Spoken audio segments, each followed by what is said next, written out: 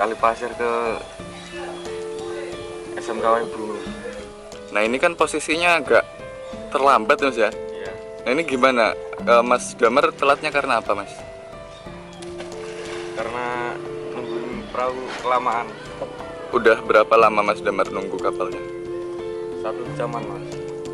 Oh, nah kalau telat begini, kalau di sekolah gimana Mas? Ya dihukum Mas.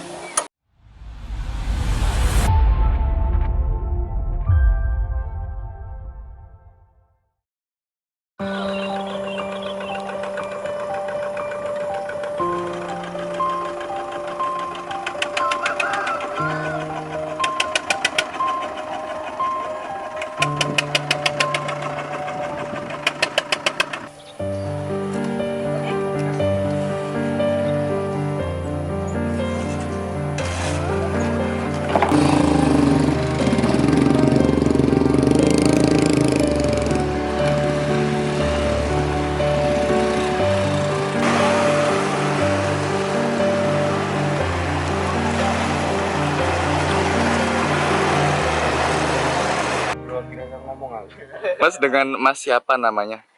Mas Damar, Mas Damar ini kelas berapa sekarang? kelas 3 Kelas SMA. 3 SMA. Ya, Nah ini Mas Damar sedang menyeberang dari daerah mana ke mana? daerah Kalipasir ke SMK Ibu.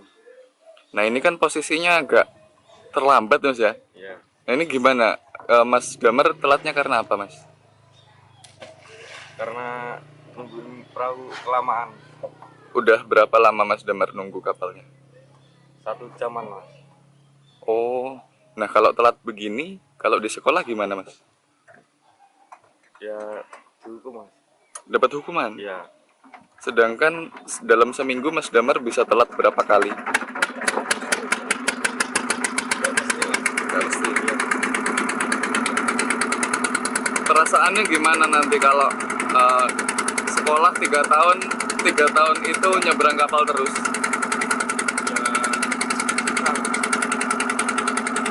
Terus harapannya ke depan gimana? ya jadikan barangnya. Kita tinggal di Desa Tanjung Tirto di Bungur, Dusun 5, lokasi penyeberangan. Mungkin sekitar 500 meter, tapi memang sehari-hari di pelabuhan itu tempat kita nongkrong.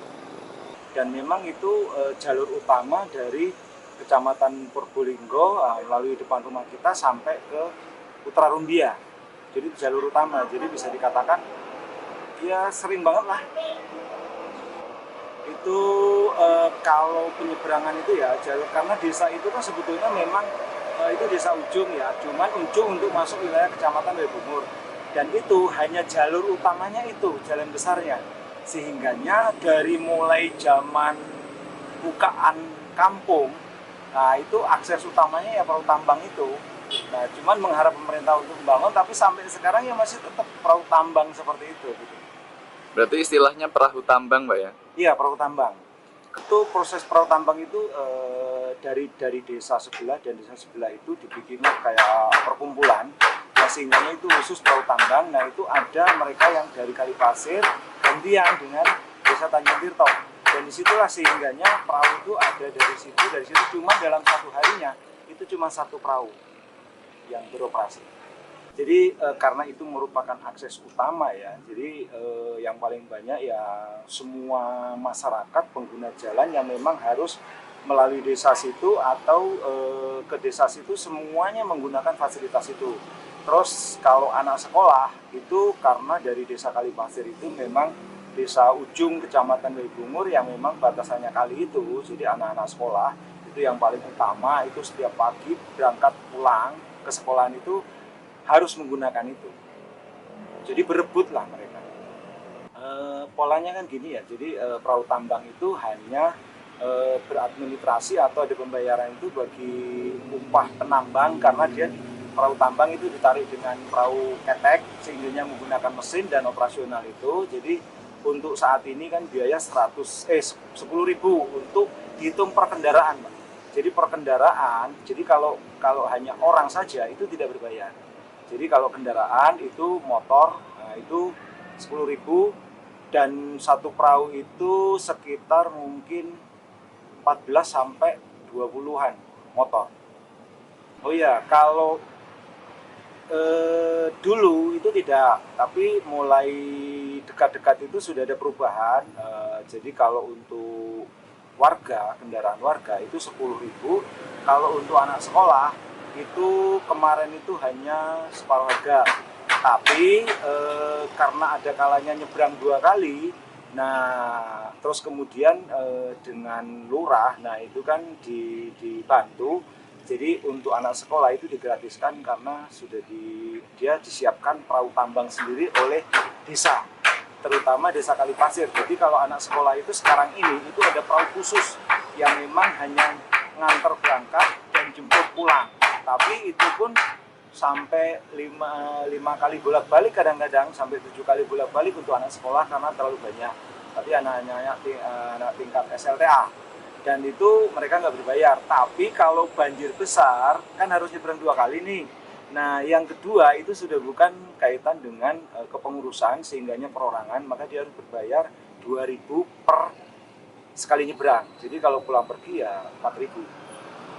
Kalau kapal yang memang untuk fasilitas umum itu sekarang 24 jam. Cuman kadang-kadang kalau tengah malam itu kan juga sudah jarang, sehingganya kadang-kadang ada, cuman mereka dikala orang yang sudah tahu maka mereka nelpon membangunkan yang nunggu, tapi kalau emang tidak kadang-kadang juga tidak. Jadi 24 jam, cuman kalau malam jarang ada yang lewat. Ya dari sisi itu yang jelas alhamdulillah selama ini kalau masalah perahunya tenggelam apa-apa tidak, karena memang fasilitas itu tidak disiapkan. Tapi kalau bagi orang itu kan ada yang kadang selama belum pernah lewat, atau orang baru, atau ada kalanya mereka yang takut, atau guru-guru, nah itu kan perempuan. Nah sehingganya yang ditakutkan itu yang sering terjadi itu hanya kalau hujan, karena dari ujung penyeberangan mulai nyebrang, mau naik kapal itu kan ada kalanya sekarang sudah di semen yang di sebelah Bungur, tapi yang di Kalipasir belum. Di situ kadang-kadang harus melalui comberan, terus kemudian lumpur. Nah disitulah yang terjadi kalau hujan itu sering licin, motor itu terjatuh, kemudian anak sekolah itu kadang-kadang mau berangkat naik perahu itu nggak bisa, akhirnya jatuh motor, akhirnya nggak sekolah. Nah itu ada kalanya juga mereka yang pernah masuk ke perahu tapi mereka latah atau gimana nggak taunya bablas ke ujung jadi nyemplung. Nah itu sudah berkali-kali kejadian seperti itu karena grogi lah ya. Nah, mungkin seperti itu kalau yang sering terjadi.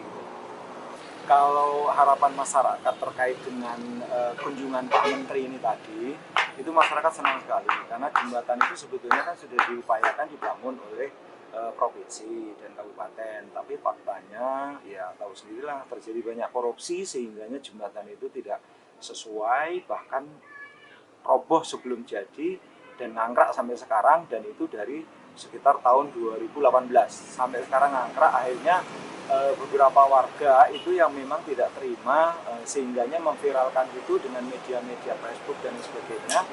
Nah terus kemudian respon dari pemerintah punya tanggapan itu, terus kementerian juga datang dari Kodam semuanya lah. Nah merespon semuanya, terus sehingganya kata mereka ini tadi itu sudah sempat dirinci-rinci, terus kemudian memang dari kementerian dan DPR RI kemarin itu sudah mengatakan bahwa ini memang akan dilanjut dan ini langsung akan dimulai. Cuman sementara ini untuk menyikapi perahu tambang yang seperti itu beresiko untuk anak sekolah dan pengguna jalan, karena sangat ditakutkan lagi kalau banjir itu Pak. Kalau banjir itu luar biasa, jadi kadang-kadang tersendat dan itu yang risiko besar karena nyebrangnya 2 kali. Nah dari situ untuk menyikapi sementara ini jalan alternatif itu akan dibuatkan jembatan gantung, itu namanya sekitar 100 meter yang dari Kalipasir langsung ke Tanggul pinggir kali ke Bungurnya itu, jadi lewat Tanggul itu untuk menyikapi terkait jembatan yang belum jadi. Dan dari kepemerintahan pusat itu juga sudah mengerapkan bahwa itu akan dibangun secepatnya. Tapi ya mudah-mudahan dengan harapan ini tadi Pak Menteri itu langsung mengatakan bahwa semuanya langsung diminit dengan pihak PU-nya langsung perancangnya, dan mudah-mudahan segera dilanjutkan lagi. Kita sempat dengar waktu pas rame-rame ke situ itu mengatakan bahwa sekitar 1 bulan atau 3 bulan gitu kayaknya jadinya Pak untuk jembatan itu, sehingganya kalau memang 1 bulan atau 3 bulan itu jadi, berarti ya mungkin saat itu juga bisa dilewati harapannya. Itu merupakan jalan akses utama ke Desa Kalipasir ataupun ke wilayah Lampung Tengah berikutnya, itu akses utama dan itu akses lintas terdekat. Tapi kalau seumpamanya kita alternatif kalau pas banjir besar itu, nah itu masyarakat harus dengan berkorban lebih jauh lagi karena harus berputar lewat Lampung Tengah. Jadi dari masuk ke Lampung Tengah dulu, kemudian Lampung Tengah, terus berputar, nah itu bisa hampir 1 jam. Nah dan itu lewat ladang dan jalan yang ya luar biasa, sangat melelahkan dan capek, sehingganya masyarakat daripada lewat situ karena badan dan kemudian lain sebagainya, lebih baik nunggu di penyeberangan. Nah terkait dengan alternatif hanya itu. Jadi kalau seumpamanya jalan itu banjir besar, maka masyarakat jarang keluar. Kalau nggak betul-betul urgent kepentingan, ya kalau memang kepentingan yang mendesak, dia harus berputar 2 kali lipat, 3 kali lipat, lebih kan jelas tuh. Sebetulnya kalau sentralnya itu kan, kalau jalur arusnya itu kan lebih pendek. Nah, hanya berapa kilo, tapi dia kan ada lamanya karena perahu cuma 1. Seandainya perahu posisi di seberang sana karena 300 meteran, kalau posisi di seberang sana, dari sana kan nunggu penumpang. Nah ada kalanya dia standby di situ, nah paling lamanya di situ Pak. Jadi kalau yang lain lebih cepat, tapi orang daripada berpilih berputar, lebih baik di sini karena mereka nggak capek, nggak perlu lebih pengeluaran gitu, terus motornya juga nggak terdampak karena itu lewat peladangan dan jalan-jalan yang rusak. Kalau perjalanan kapal nggak nyampe 10 menit, paling cuman ya berapa menit ya, 5 menit itu nggak nyampe gitu. Sering sekali itu Pak, jadi yang namanya anak sekolah itu sampai ada dispensasi dari para kepala sekolah. Karena yang sekolah itu kan rata-rata anak SLTA ke atas, karena kalau SMP, SD, TK itu ada di Kalipasir itu. Nah sehingganya mereka itu kalau berangkat sekolah itu seringnya telat, itu sudah pasti. Dan kemarin dari guru itu pun sudah mengatakan bahwa untuk Desa Kalipasir, siswi dari Kalipasir itu dapat dispensasi terkait keterlambatan, tapi dia juga harus memberikan keterangan apa dasarnya telat. Terus terkait dengan kebutuhan jika orang sakit di Desa Kalipasir, nah, karena puskesnya nggak ada, terus ini nggak ada, sehingganya mereka itu kalau memang sakitnya sakit yang seperti ini, gimana gitu, nggak dipakai mobil, dia pakai motor Pak. Tapi ya itu harus mengalami antri, dan itu kalau seumpamanya mereka hanya sakit-sakit yang sifatnya nggak masih bisa aktivitas, itu pakai motor. Tapi kalau memang sakit yang sudah nggak bisa aktivitas, nah itu biasanya ya pakai mobil mutar Pak, berkilo-kilo dan lama sekali waktunya, karena memang itu akses, ya hanya itu aksesnya gitu. Di kecamatan, kalau dari Kalipasir itu akses, ya kalau dekat setiap desa itu kan sekarang ada puskesdes. Nah paling di puskesdes, cuma di puskesdes itu kan ada kalanya juga waktu dan sebagainya, mereka kan lari-lari ke puskesmas PTD kan gitu. Nah kalau itu kan di kecamatan, jadi perkiraan kalau dari Kalipasir itu ya nempuh waktu setengah jaman lah, kalau dari rumah harus nyebrang, nunggu, terus kemudian sampai ke kecamatan yang mereka menggunakan motor itu paling setengah jaman lah gitu waktu. Ya kalau harapan masyarakat atau pengguna jalan, termasuk warga sekitar, pengguna jalan dan anak sekolah yang biasa memang melintasi itu harapannya dengan adanya Pak Menteri berkunjung itu gimana caranya jembatan itu segera jadi, karena masyarakat dan pengguna jalan semuanya itu mengharapkan sentuhan dari pemerintah untuk jembatan itu dari zaman Orde Baru lah, yang jelas pokoknya dari zaman dulu lah Pak, itu harapan dan belum terwujud. Nah ini mencoba untuk diwujudkan pun terjadi mangkrak seperti itu, sehingganya masyarakat sudah berharap besar, tapi ya faktanya macet lagi. Nah, dengan kementerian ini harapan masyarakat ya pokoknya betul-betul harus jadi dan secepatnya, Pak. Karena supaya perekonomian, akses anak-anak sekolah itu merasakan ya otomatis yang paling pertama adalah warga Kalipasir dan desa Tanjung Tirto yang berdekatan, mereka selalu membutuhkan jalur itu sangat-sangat berharap dan ya seperti sudah mimpi yang pengen nyata lah, Pak, segera terwujud gitu, Pak, harapannya. Mudah-mudahan pemerintah bisa mendengar dan itu bisa disegerakan gitu, Pak.